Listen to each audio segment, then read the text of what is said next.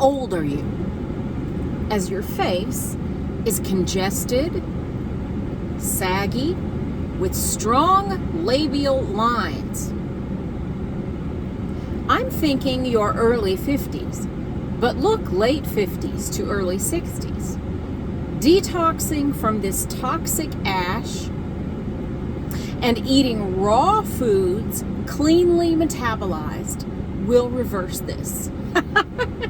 Rude! All right, let's talk about this. That's a comment that I got. And hey, I'm thankful for the comments. They boost the analytics. And when my analytics get boosted, my metabolism gets boosted. I don't know, it's just a thing. So let's talk about this person that wanted to comment in detail on my face and what this has to do with the body positivity movement. I am Texas Donna. Thank you for coming to my channel and listening to my little car rant. This is me, and yes, co-starring my steering wheel and the crap in the back of my car, because right now my sons are sharing a car. I had to drop off my oldest at work. I'm waiting for him to be done. You don't need to know any of that in any case, but that's why I'm doing this in my car. Also, it's a great sound studio, this car. So anyway, let's talk about this comment and what, anyway, what this person got right and what this person got wrong. I made a couple notes. Let's see. Well, we do need to be realistic about our health, okay? So let's look back at the comment. How old are you? Okay, I'm 54. I'm 54, and I'm thankful for every single one of those 54 years. We're not promised anything. I'm happy to be here, and I'm happy for every evidence of my 54 years of experience in my body and in my face.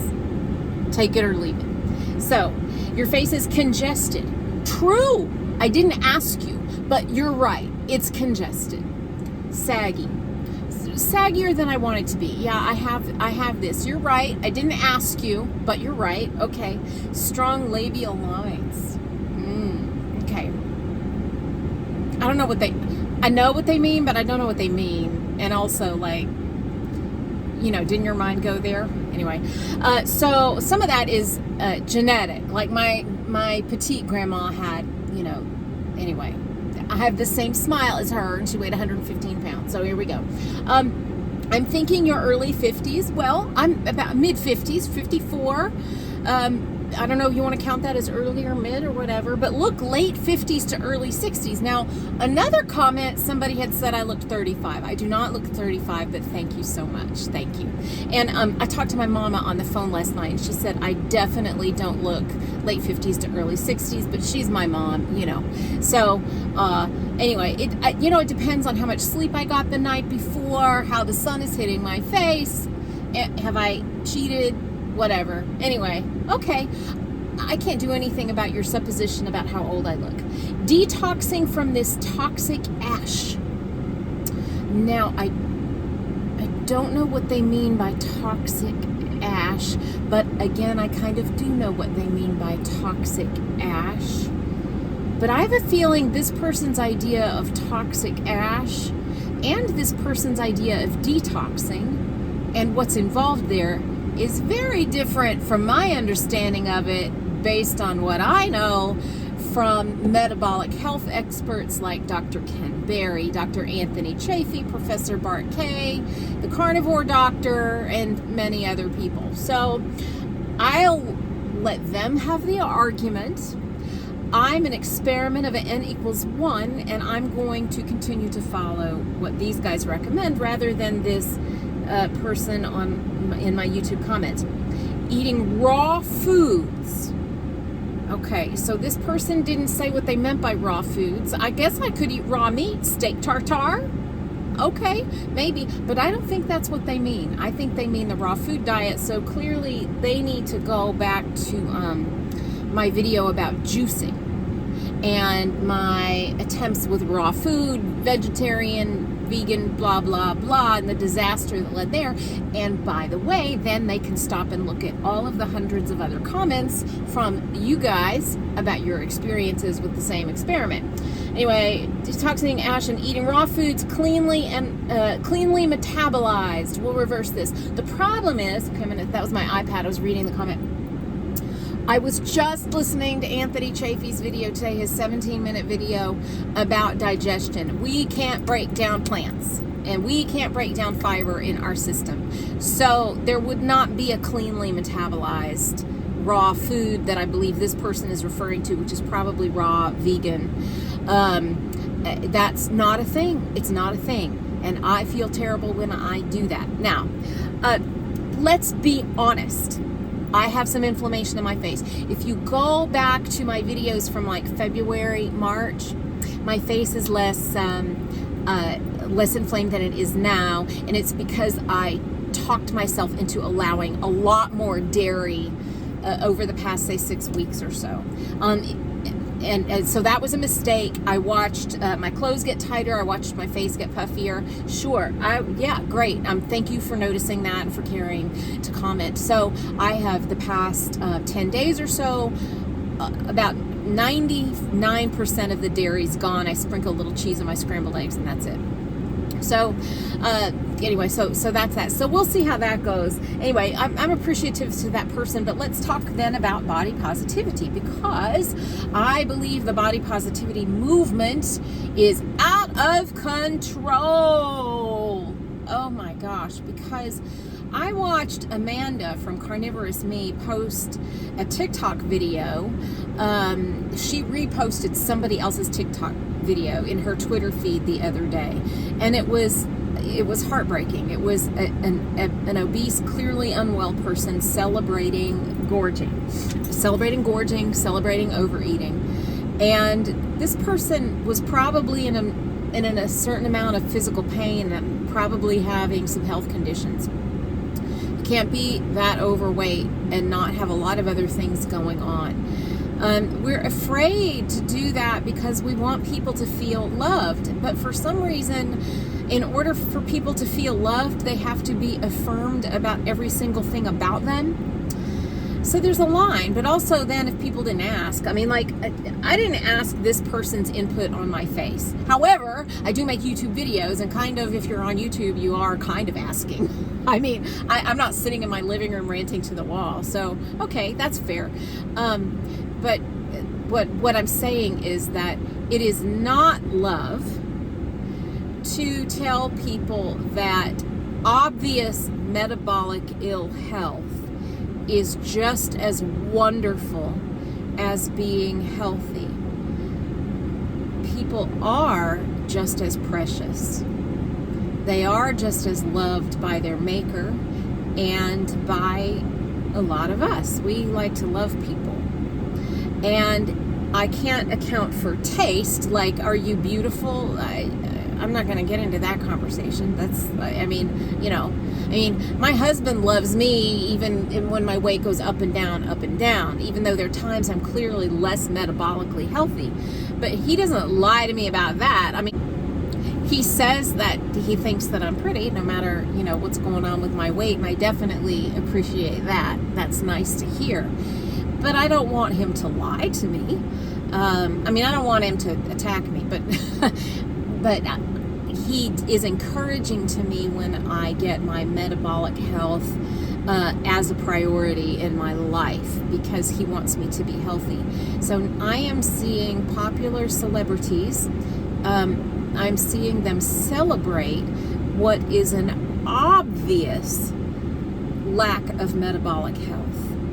And I'm seeing them claim that it is sexy and that they are the queen of all now and encourage that. There is a difference between embracing the value and human beauty of all people. And I believe in doing that. There's a difference between that and lying to people about what is optimal for them. I don't say, look at my sexy type 2 diabetes. I don't say, aren't my clogged arteries beautiful? I don't say, isn't that an attractive myocardial infarction? That's what I hear these people say when they point to a physique that is damaged and celebrate it as something to be held onto, as something to be desired, as something to be achieved. We have to talk very carefully about these things. When I weigh more, and I've weighed a lot more than I weigh right now, when I weigh more, I want to look beautiful. I want my clothes to fit me well. I want to do my hair and makeup. I want people to think I'm pretty. But I don't want anybody to lie to me. And you can be pretty. And like I said, my husband will think I'm pretty when I'm at heavier weights and all of that. But I don't want him to lie to me, and I don't want my doctors to lie to me, and I don't want social media to lie to me about what is healthy, because you know what? These people and the people who are influenced by them are headed to a road of early death. They're headed to a road where in the years preceding their early death, they're going to be in chronic pain. They're going to have chronic diseases. They're going to be paying a lot of money to doctors. They're going to be paying a lot of money to pharmaceutical companies. They're going to be in prison. They're going to be in prison. I don't want anybody to be in prison. So this body positivity movement, parts of it seem very, very toxic to me. I don't mind the Dove commercials, where the women are pretty and they're in their swimsuits and a lot of different sizes and shapes and heights and colors, and I think that's kind of pretty. I like all that. But to actively celebrate metabolic disease is troublesome to me.